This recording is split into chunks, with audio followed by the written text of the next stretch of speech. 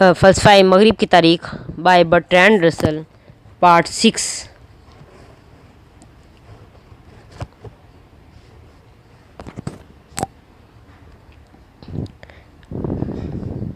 انیکسیمینڈر جو ملیتی مکتب فکر کا دوسرا فلسفی ہے، تالیس سے بھی زیادہ دلچسپ ہے۔ اس کا زمانہ یقینی تو نہیں، البتہ یہ کہا جاتا ہے کہ وہ 546 کاف میم میں 60 سال کی عمر کا تھا، اور اس بات کی سچائی عقلی طور پر قابل قبول ہے۔ اس کا نظریہ یہ تھا کہ مبدا کائنات جوہر اول ہے جو پانی نہیں، جیسا کہ تالیس کا خیال ہے۔ وہ کوئی ایسا جوہر بھی نہیں جو ہم جانتے ہیں۔ جوہر لا انتہائی، ابدی اور دائمی ہے، اور یہ تمام دنیاؤں پر محیط ہے۔ لیکن کیونکہ اس کا خیال تھا کہ ہماری دنیا بہت دنیاؤں میں سے ایک ہے، یہ جوہر اول ان مختلف جوہروں میں تبدیل ہو جاتا ہے جن سے ہم واقف ہیں، اور یہ جوہر بھی ایک دوسرے میں تبدیل ہوتے ہیں، جن کے متعلق ایک اہم قابل ذکر بات کہتا ہے۔ جس سے اشیاء پیدا ہوتی ہیں، ایک دفعہ پھر اپنی اصل کی جانب لوٹ جاتی ہیں۔ یہی دستور العمل ہے، کیونکہ اسی سے وہ ایک دوسرے کو سنبھالتی ہیں، سنوارتی ہیں، تاکہ وقت کے نظام کے مطابق ان کی بے انصافی کا ازالہ ہو سکے۔ کائناتی اور انسانی عدل کے تصور نے یونانی مذہب اور فلسفے میں ایسا کردار ادا کیا ہے جسے حدید ذہن میں آنا اتنا آسان نہیں ہے۔ بلا شبہ لفظ عدل بمشکل صحیح مفہوم ادا کرتا ہے، لیکن اس سے بہتر لفظ تلاش کرنا مشکل ہے۔ انیکسیمینڈر جس فکر کا اظہار کرتا وہ کچھ یوں معلوم ہوتا ہے: اس کائنات میں آتش و خاک و آب کا ایک خاص تناسب ہونا چاہیے، لیکن ہر عنصر بحیثیت ایک دیوتا مسلسل اپنی سلطنت کی وسعت کے لیے کوشاں رہتا ہے۔ لیکن ایک قسم کا جبر یا قانون فطرت ہے جو مسلسل توازن برقرار رکھتا ہے۔ مثلا جہاں آگ ہوتی ہے وہاں راکھ ہوتی ہے جو خاک ہے۔ عدل کا یہ تصور ازل سے متعین حدود سے تجاوز نہ کرنا یونانی عقائد میں سے ایک عمیق ترین تصور تھا۔ دیوتا عدل کے اسی طرح تابع تھے جیسے انسان، لیکن یہ عظیم قوت خود شخصی کی نہیں تھی، اور یہ عظیم خدا نہ تھا۔ یہ ثابت کرنے کے لیے اصول اول نہ تو پانی ہو سکتا ہے اور نہ کوئی اور معلوم عنصر، انیکسیمینڈر کے پاس ایک دلیل تھی۔ اگر ان میں سے کوئی ایک اصول اول ہوتا تو دوسروں پر غالب آ جاتا۔ بقول ارسطو، انیکسیمینڈر کہتا ہے کہ معلوم عناصر ایک دوسرے کی ضد ہیں۔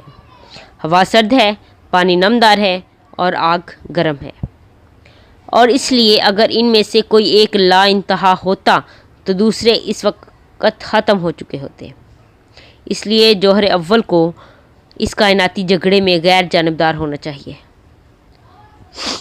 ایک ازلی حرکت تھی جس کے عمل کے دوران جہانوں کی ابتدا وجود میں آئی۔ جہان تخلیق نہیں ہوئے تھے جیسے کہ یہودی اور مسیحی دینیات میں ہے، بلکہ یہ ارتقاء پذیر ہوئے۔ زندہ جاندار نے نمدار عنصر سے اس وقت نشوونما پائی جب یہ سورج کی تمازت سے بھاپ بن رہا تھا۔ ہر ایک جانور کی مانند انسان بھی مچھلیوں کی نسل سے تھا۔ انسان ضرور کوئی مختلف قسم کے جانور سے ماخوذ ہوگا، کیونکہ اس کی طفلگی کا عرصہ طویل ہوتا ہے۔ اگر وہ مچھلیوں کی نسل سے ہوتا تو اس طرح زندہ نہ رہ سکتا جیسا کہ وہ اب ہے۔ انیکسیمینڈر سائنسی تجسس سے معمور تھا۔ کہا جاتا ہے کہ وہ پہلا شخص تھا جس نے دنیا کا نقشہ بنایا۔ اس کا خیال تھا کہ دنیا ستون کی مانند ہے۔ مختلف ذریعوں سے یہ معلوم ہوا کہ وہ کہتا کہ سورج اتنا بڑا ہے جتنی کہ زمین، یا زمین سے 27 یا 28 گنا بڑا۔ جہاں کہیں وہ مخترع ہے، وہ سائنٹیفک، عقلی اور استدلالی ہے۔ ملیتی ثلاثہ کا آخری فلسفی انیکسیمینیز اتنا دلچسپ نہیں جتنا کہ انیکسیمینڈر ہے، لیکن اس نے کچھ چند اہم اضافے کیے گئے ہیں۔ اس کا زمانہ بہت غیر یقینی ہے، وہ یقیناً انیکسیمینڈر کے بعد ہی تھا۔ اس نے یقیناً 494 کاف میم سے پہلے شہرت پائی، کیونکہ اسی سال میں ایونی بغاوت کو کچلنے کے لیے ایرانیوں نے ملیتس کو تباہ کیا۔ اس کے خیال میں کائنات کا اساسی جوہر اساسی جوہر ہوا ہے۔ اس کے خیال میں کائنات کا اساسی جوہر ہوا ہے، روح ہوا ہے، آگ ہوا سے لطیف صورت ہے۔ جب ہوا کثیف ہوتی ہے تو پہلے پانی بنتی ہے اور مزید کثیف ہو کر زمین اور بالآخر پتھر بن جاتی ہے۔ اس نظریے میں یہ خوبی ہے کہ یہی مختلف اشیاء کے مابین امتیاز کی کمیت کا باعث بنتی ہے اور اس کا انحصار مکمل طور پر اس کی کثافت کے درجے پر ہوتا ہے۔ اس کا خیال تھا کہ زمین کی شکل گول میز کی سی ہے اور ہوا ہر شے پر محیط ہے۔ جیسے ہماری روح ہوا ہونے کے باعث ہمیں یکجا رکھتی ہے، اسی طرح سائنس اور ہوا تمام دنیا کے قیام کی ضامن ہے۔ یوں لگتا ہے کہ دنیا سانس لیتی ہے۔ قدیم زمانے میں انیکسیمینڈر کی نسبت انیکسیمینیز کو زیادہ توصیف ملی، اگرچہ جدید دنیا کا تعین قدر اس کے برعکس ہے۔ اس نے فیثاغورس پر گہرا اثر ڈالا اور اس کے نتیجے میں آئندہ سوچ بھی بہت متاثر ہوئی۔ فیثاغورسیوں نے دریافت کیا کہ زمین مدور کر دی ہے، لیکن جوہرین انیکسیمینیز کے خیال پر ہی قائم رہے کہ اس کی شکل قرص تھالی کی سی ہے۔ ملیتی مدرسہ فکر کی اہمیت اس لیے نہیں کہ انہوں نے کیا حاصل کیا، بلکہ اس لیے ہے کہ اس نے کیا کوشش کی۔ یہ کوشش یونانی ذہن کی بابل اور مصر کے ساتھ رابطے کے نتیجے میں وجود میں آئی۔ ملیتس امیر تجارتی شہر تھا۔ اس میں مختلف قوموں کے ملاپ سے قدیم تعصبات و توہمات دھیمے پڑ گئے۔ ایونیا 5ویں صدی کی ابتدا میں داریوش کی حکمرانی تک یونانی دنیا کا تہذیبی لحاظ سے اہم ترین حصہ تھا۔ یہ ڈیونیسس اور آرفیس سے وابستہ مذہبی تحریک سے تقریباً ناآشنا تھا۔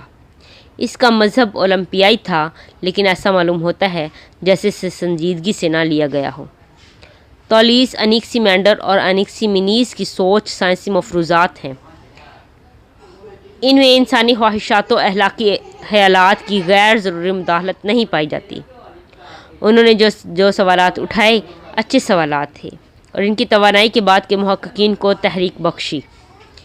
اس کے بعد کے یونانی فلسفے کا عہد، جو جنوبی اٹلی کے یونانی شہروں سے وابستہ ہے، زیادہ مذہبی اور خصوصاً زیادہ عارفی ہے۔ بعض پہلوؤں سے یہ زیادہ دلچسپ اور حصول کے اعتبار سے قابل تعریف ہے، لیکن اس کی روح ملیتی عہد سے کم سائنسی ہے۔ باب نمبر 3، فیثاغورس۔ میرے اس باب کا موضوع فیثاغورس کا قدیم اور جدید زمانے پر اثر ہے۔ فکری اعتبار سے فیثاغورس ان اہم ترین انسانوں میں سے ایک تھا جو اب ہو گزرے ہیں۔ اس کی دانشمندی اور غیر دانشمندی دونوں اہم ہیں۔ برہانی استخراجی استدلال کے مفہوم میں علم ریاضی کی ابتدا اسی سے ہوتی ہے اور اس کے تصوف کی محسوس صورت کے ساتھ گہری وابستگی سے منسوب ہے۔ اسی کے زمانے سے اور جزوی طور پر اسی کے علم سے علم ریاضی کا فلسفے پر عمیق اور منحوس اثر رہا ہے۔ اس کی زندگی سے متعلق جو مختصر سا علم ہے، اسی سے بات کرتے ہیں۔ وہ جزیرہ ساموس کا باشندہ تھا اور اس کا زمانہ قریب 532 قاف میم ہے۔ بعض کہتے ہیں کہ وہ ایک آسودہ حال شہری میسارکوس کا بیٹا تھا۔ اس بات کا فیصلہ بھی قاری کے انتہا پر چھوڑتا ہوں۔ اس کے زمانے میں ساموس پر آمر پالی کریٹیز کی حکمرانی تھا۔ وہ ایک بوڑھا دغاباز شخص تھا جو بے پناہ دولت مند اور وسیع بحریہ کا مالک تھا۔ ساموس ملیتس کا تجارتی حریف تھا۔ اس کے تاجر سمندر میں بہت دور ہسپانیہ ٹارٹیسس تک جاتے تھے۔ یہ شہر اپنی کانوں کے باعث مشہور تھا۔ پالیکریٹیز 535 قاف میم میں ساموس کا حکمران بن گیا اور 515 قاف میم تک حکمران رہا۔ اسے اخلاقی اصولوں کی پامالی سے کوئی تکلیف نہ ہوتی۔ اس نے اپنے دونوں بھائیوں کی جو ابتدا میں اس کی آمریت کے ساتھی تھے ٹھکانے لگا دیا۔ وہ اپنی بحریہ کو زیادہ تر قزاقی کے لیے استعمال کرتا۔ حال ہی میں ملیتس کے ایران کے ماتحت آ جانے سے اس نے بہت فائدہ اٹھایا۔ ایرانیوں کے مغرب کی جانب مزید پیش قدمی روکنے کے لیے اس نے مصر کے بادشاہ اماسس کے ساتھ الحاق کر دیا، لیکن جب ایران کے بادشاہ کیمبیسس نے مصر پر فتح پانے کے لیے اپنی پوری قوت لگا دی اور پالی کریٹیس نے جان لیا کہ شاہ ایران فتح پا لے گا تو وہ اس کے ساتھ آ ملا۔ اس نے اپنے سیاسی دشمنوں پر مشتمل ایک بحری بیڑا مصر پر حملہ کرنے کے لیے بھیج دیا، لیکن ملاحوں نے بغاوت کر دی اور حملہ کرنے کے لیے واپس آ گئے اس نے انہیں بھی مات دے دی، لیکن بالآخر بے وفا دولت کی ہوس کے ہاتھوں خود مات کھا گیا۔ سارویز کے ایرانی صوبے دار نے اس سے عرض داشت کی وہ شاہ اعظم کے خلاف بغاوت کرنے کا ارادہ رکھتا ہے، اور اگر پالی کریٹیز اس کی مدد کرے تو وہ اسے کثیر رقم دے گا۔ پالی کریٹیز اس نے گفت و شنید کے لیے گیا، وہاں وہ گرفتار ہوا اور مصلوب کر دیا گیا۔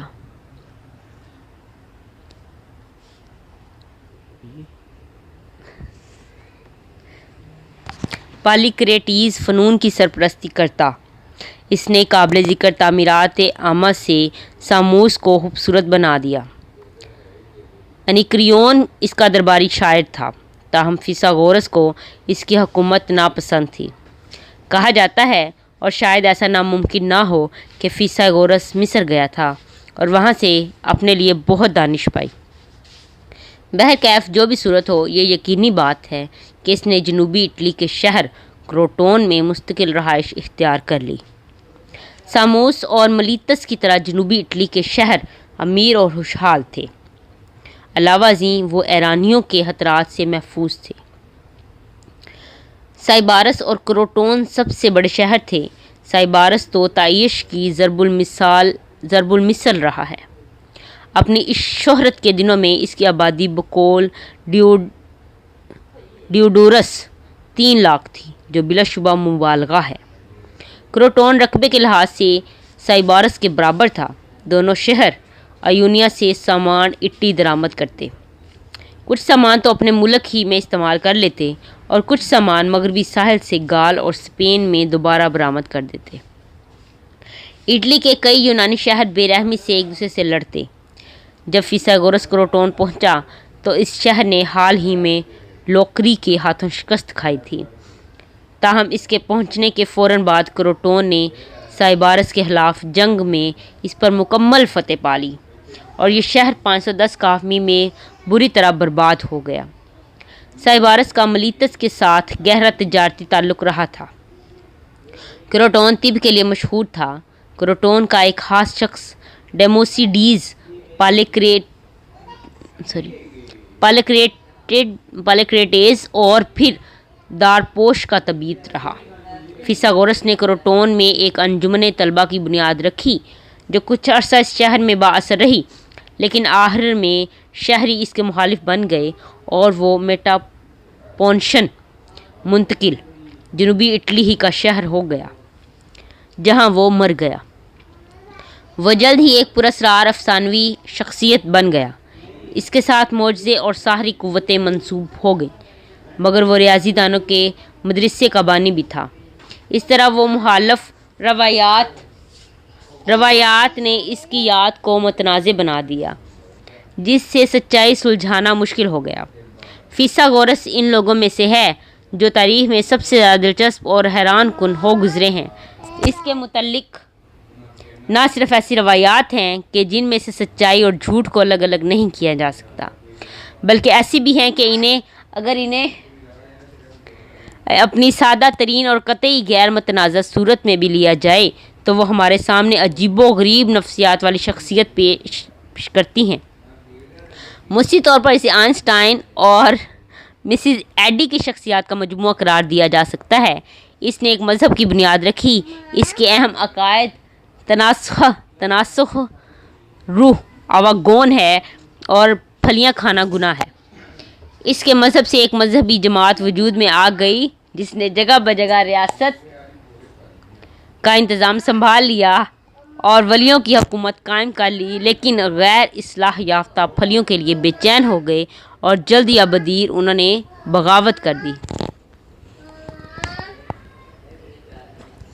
فیثاغورسی جماعت کے چند اصول یہ تھے: نمبر 1، پھلیوں سے پرہیز کرنا۔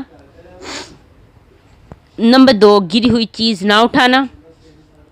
نمبر 3 سفید مرغ کو نہ چھونا۔ نمبر 4 روٹی نہ توڑنا۔ نمبر 5 راستے کی رکاوٹ کے اوپر سے نہ گزرنا۔ نمبر 6 آگ کو لوہے سے نہ ہلانا۔ نمبر 7 تمام روٹی میں سے نہ کھانا۔ نمبر 8 ہاتھ نہ توڑنا۔ نمبر 9 چوتھائی پیمانے پر نہ بیٹھنا۔ نمبر 10 دل نہ کھانا۔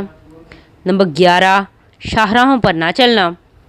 نمبر 12 ابابیلوں کو اپنی چھت میں گھونسلہ نہ بنانے دینا۔ نمبر 13 جب برتن آگ سے اتار لیا جائے تو راکھ میں آگ باقی نہ رہنے دینا اور راکھ کو خوب ہلا دینا۔ نمبر 14 اس وقت آئینہ نہ دیکھنا جب روشنی اس کے پہلو میں ہو۔ نمبر 15 جب بستر سے اٹھو تو بستر کے کپڑوں کو لپیٹ دو اور اس پر جسم سے بڑی شکنیں ہٹا دو۔ برنٹ کی کتاب ارلی گریک فلسفی سے اقتباس: یہ تمام اصول قدیم ممنوعات سے تعلق رکھتے ہیں۔ کارن فورڈ مذہب سے فلسفہ تک لکھتا ہے، فیثاغورسی مدرسہ اس صوفیانہ روایت کی بڑی ہر کی نمائندگی کرتا ہے جسے ہم نے سائنسی رجحان کے بالمقابل رکھا ہے۔ پارمینائڈس جسے وہ منطق کا دریافت کنندہ کہتا ہے سے متعلق اس کا خیال ہے کہ وہ فیثاغورسی فلسفے ہی کا شاخسانہ ہے اور خود افلاطون بھی اطالوی فلسفے میں الہام کے اہم ذریعے کا اظہار ہے۔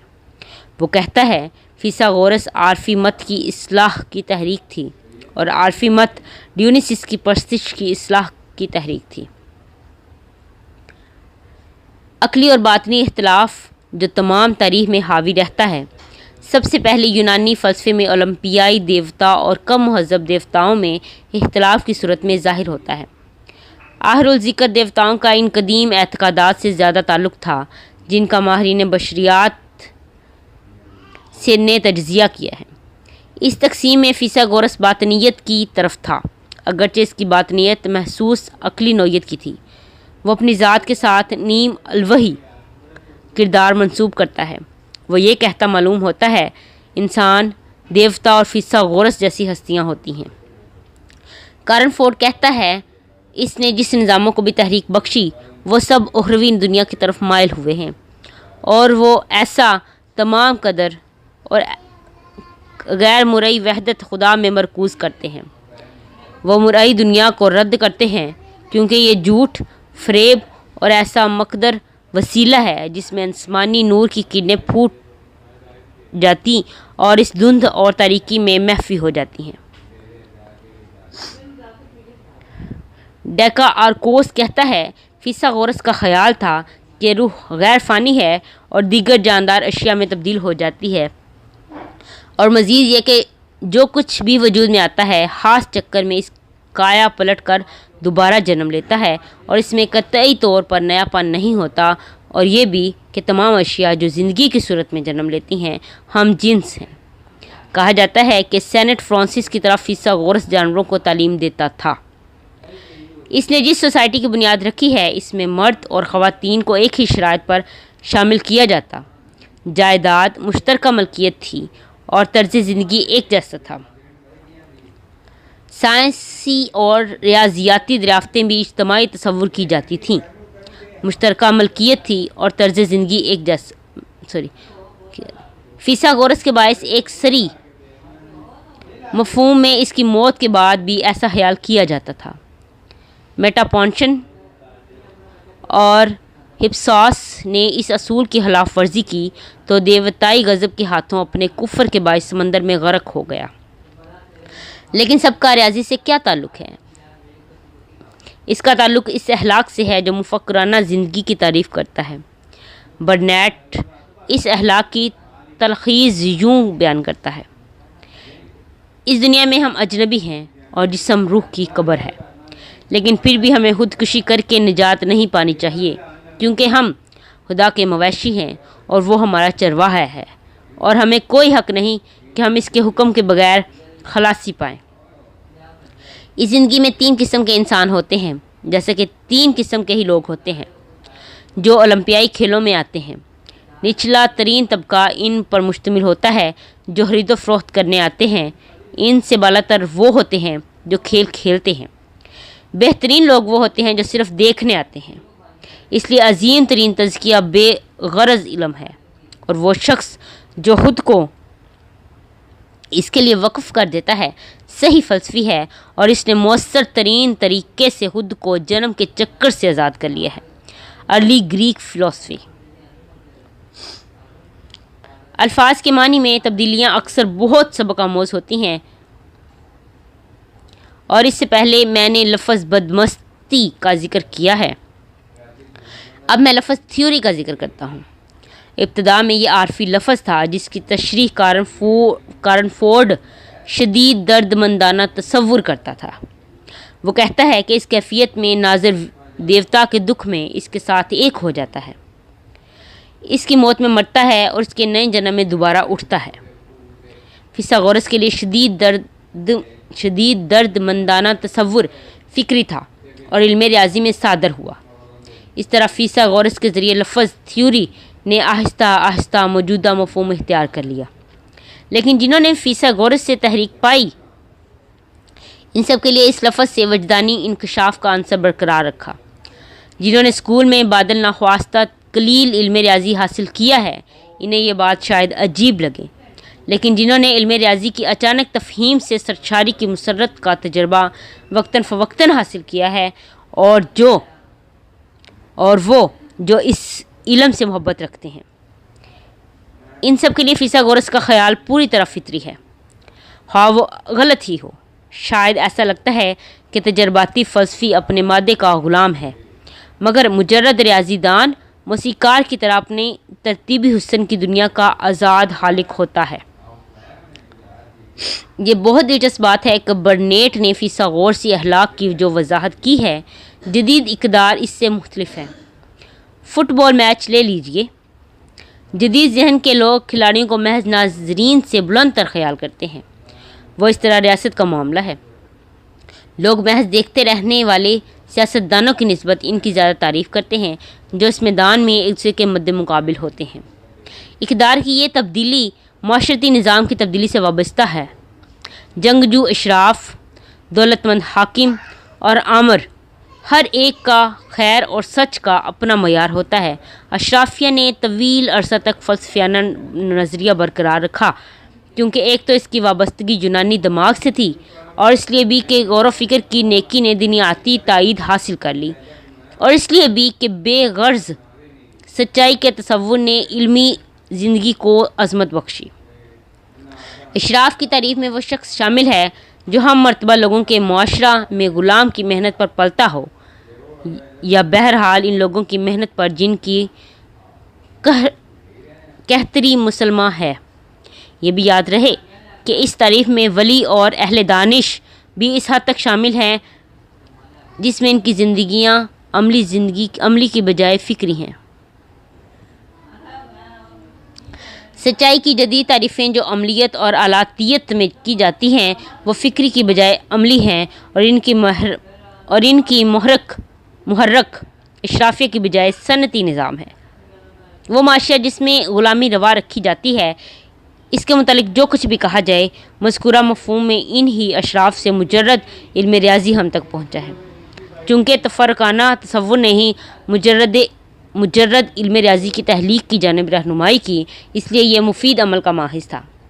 اس نے اس کی توقیر میں اضافہ کیا، اس نے اسے دینیات، اخلاق اور فلسفہ میں کامیابی عطا کی، جو شاید اس کے برعکس صورتحال میں اسے نصیب نہ ہوتی۔ فیثاغورس کی بحیثیت مذہبی پیغام بر اور بحیثیت مجرد ماہر ریاضی کی بابت اتنی ہی وضاحت بہت ہے۔ دونوں پہلوؤں میں وہ بے انتہا مؤثر تھا، اور دونوں پہلو ایسے الگ نہیں تھے جیسے یہ جدید ذہن کو معلوم ہوتے ہیں۔ زیادہ تر علوم اپنی ابتدا میں غلط عقیدے کی کسی صورت سے وابستہ رہے اور ان کی چھوٹی قدر ہونے لگی۔ علم فلکیات، علم نجوم سے، کیمسٹری، کیمیا گری سے، اور علم ریاضی زیادہ سلجھی قسم کی غلطی سے وابستہ تھا۔ علم ریاضی یقینی، صحیح اور دنیا میں قابل عمل لگتا تھا۔ علاوہ ازیں وہ مشاہدے کی ضرورت کے بغیر محض فکر سے حاصل ہوا تھا۔ نتیجتاً یہ سمجھا گیا کہ وہ ایسا تصور مہیا کرتا ہے جس سے روزمرہ تجرباتی علم کمتر ہے۔ ریاضی کی بنیاد پر یہ فرض کر لیا گیا کہ فکر حس سے اور وجدان مشاہدے سے برتر ہے۔ اگر محسوسات کی دنیا ریاضی پر پوری نہیں اترتی تو محسوسات کی دنیا کو دور ہی سے سلام۔ کئی انداز سے ماہر ریاضی کے تصور کے قریب تر پہنچنے کے لیے مختلف طریقے تلاش کیے گئے۔ اس کے نتیجے میں حاصل ہونے والی آراء وہ ماخذ تھیں جن سے بہت کچھ مبادل طبیعیات اور نظریہ علم میں غلط سمجھا گیا۔ فلسفے کی ایسی قسم فیثاغورس سے شروع ہوتی ہے۔ جیسا کہ ہر کوئی جانتا ہے کہ فیثاغورس نے کہا تمام اشیاء اعداد ہیں۔ اس بات کی جدید تشریح منطقی لحاظ سے بے معنی ہے، لیکن جو کچھ اس کا مفہوم تھا وہ صحیح معنوں میں بے معنی نہیں تھا۔ اس نے موسیقی میں اعداد کی اہمیت کو دریافت کیا۔ اس نے موسیقی اور علم حساب میں جو ربط قائم کیا، آج بھی علم ریاضی میں عدد اوسط اور ہارمونک پروگریشن کی اصطلاحات میں باقی ہے۔ وہ اعداد کو اشکال سمجھاتا تھا جیسے وہ پانسا یا تاش کے پتوں پر ہے۔ ہم اب بھی اعداد کے مربع جات اور مکعبات کا ذکر کرتے ہیں۔ ان اصطلاحات کے لیے ہم اس کے ممنون ہیں۔ اس نے بے شمار اعداد کا ذکر کیا ہے، جیسے بیضوی اعداد، مستطیلی اعداد اور الحاظ القیاس۔ کنکروں کے اعداد بھی تھے، یا ہمیں زیادہ فطری طور پر شورٹ کہنا چاہیے، جن کی مذکورہ اشکال بنانا مقصود تھا۔ غالباً اس کا خیال تھا کہ دنیا ذرات پر مشتمل ہے اور اجسام سالموں سے بنے ہیں، جن میں ذرات کو ترتیب سے مختلف اشکال میں رکھ دیا گیا ہے۔ اس طرح وہ حساب کو طبیعیات اور جمالیات میں بنیادی علم بنانے کی امید رکھتا تھا۔